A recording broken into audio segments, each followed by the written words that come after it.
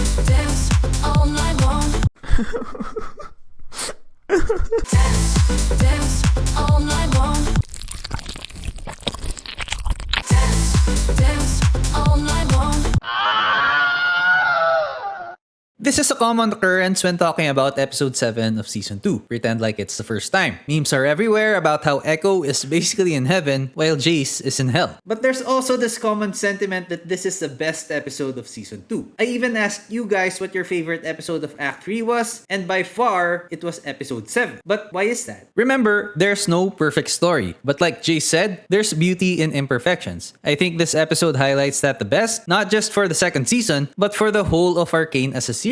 So, what's the secret ingredient that just makes it work? What's the formula that makes it, to me, the best episode of Arcane in its entirety? Well, I already watched this episode about 3 times now, and this is what I found. These elements actually work in unison, and if even one of these are gone, I don't think this would have the same kind of impact that it had on the viewers. But the thing is, they didn't even do anything new. If anything, they went back to the basics. They went back to what made Arcane great in the first place. Its characters. You see, what made the first season a masterpiece was that it was a character-driven story. It was the characters making the story go forward with the choices that they made, whether it was right or wrong. They had 3 main protagonists, Vi, Jinx, and Jayce, and they put them in situations with impossible choices and very, very practical and grounded consequences. In episode 7 of season 2, they did the very same thing with Ekko and Jayce at the center. And the thing is, they didn't even complicate the choices either. For Ekko, the choice was simple. Choose to stay in a reality where everything is near perfect, basically heaven, or go back to a reality of loss and strife. For Jayce, it wasn't as clear, but his choice was to give up and wallow in despair, or pick himself up. I mean that quite literally, and find a way back. There's also this juxtaposition of their circumstances that kind of has a similar way of raising the stakes for each storyline. The longer that they stay in their realities, the harder it is for them to go back to their own. For Ekko, the longer he stays there, the more he'll be losing if he returns. The most obvious example is him developing feelings for that universe's powder, and the more that they spend time with each other, the closer they get. And as each minute of the episode passes, you can see how much harder it is for Ekko to let that go. Another example is Benzo. As you can recall, Benzo died in the first act of season 1. However, in this timeline, he's alive. Ekko expresses to his foster father how much he misses him multiple times, and with each time, he hugs Benzo seemingly longer than he did before. Then, you have the rest of what he'll lose or will be losing again. You have Vander, Clagor, and Milo in this reality, where they'll be dead in his own. You have a united John and Piltover in this reality, while there'll be a divided city if he goes back. For Jayce, they did something different. Unlike the first season where it was always the bigger picture with him, we finally get a glimpse of his inner thoughts, and they weren't pretty. As he gets trapped in a hole in the ground, you can see him re-examining the choices that he made that led him to being trapped here. And while for Ekko, the longer he stayed, the better it became, for Jayce, the longer he stayed, the deeper into despair he went. The longer he stayed, the easier it was for him to give in and just stay there. You see, for all the character choices to work, I feel that you have to take your time with it. You have to let their choices develop into something and have the audience actually see it developing. What drove the character-driven narrative even better is an element that has the Arcane fan base divided right now. It's the pacing. In this episode, you can see that they took their time with it. And what's amazing is that they actually told 2 stories in 1 episode. It's a pace very reminiscent of the first season where they naturally let the tension build, adding more and more weight to the choices that they make. Now, with the pace of this episode, you can really see the cause and effect of their decisions really come about. This is especially apparent with Ekko's side of the story. The main reason for this is because of the number of people surrounding Ekko who are communicating with him and reminding him and the audience what he stands to lose. However, right from the get-go, he already made his choice to go back. So now you have the cause for every effect that the choice is going to make. Who's at the center of all the effects? Well, again, it's Powder. Remember at the beginning there was this friction between them, so you're already starting with a lot of conflict right from the start of the story. The amazing thing the writers did here is that instead of increasing the conflict that his choices made, they made it easier for him. You could even feel it in the tone of the episode. As he gets closer to his goal, the more colorful his side of things are. You see, the initial friction between Ekko and Powder was caused by him still adjusting to the new universe and being ignorant of what happened there. You even have Heimerdinger telling him outright to stay in that that dimension instead of going home when they first met each other. That's a stark contrast to what happens in their own universe. In their universe, once you make the right decision, you are almost immediately rewarded with a consequence. So in a way, this universe is really the opposite of the main Arcane universe. There's this scene at the beginning where he sees Clagor and Milo again, and with a nicely delivered piece of dialogue, they tell him that he'd be lost without Powder. And true enough, as Ekko continues to make the right decisions, he becomes closer with this universe's Powder, and she ultimately helps him make the Z drive. The chain of events feel natural, and the cause and effect works because we as an audience were taken on a journey alongside Ekko. In Ekko's story, things really only go wrong once they establish the connection between that reality and their own. For Jayce, the cause and effect is still there. And to be fair with Jayce, much like Ekko, he also made the decision to go home almost immediately. However, unlike Ekko, the things stopping him from doing that were unholy amalgamations of man and steel built to look like a twisted eldritch angel that only brought upon the glorious evolution. In true Arcane fashion, where would we be if the episode didn't use a bit of showing and not telling? I mean, the show is great at that, and I believe it's one of the best shows that use that technique, but they did it extremely well in this episode in particular. You see, the episode already has the advantage of the setups of the first season. If anything, this entire episode is made up completely of callbacks from the first season that were subverted. I mean, Ekko, Jayce, and Heimerdinger were absent for the most of season 2, so it would actually make sense that this episode would be taking elements from things where they were actually involved. The way they did it was also great because for Ekko's storyline, it had a more literal context, while for Jayce, it was a more symbolic one. Take the cold open of the show. Immediately, we have Ekko jumping into the body of his alternate self. What do we first see as this happens? Benzo's shop. It's the what-if version of Benzo's shop if he didn't die. In less than 2 minutes, we are then shown the what-if version of Powder without the trauma, followed by the what-if version of Benzo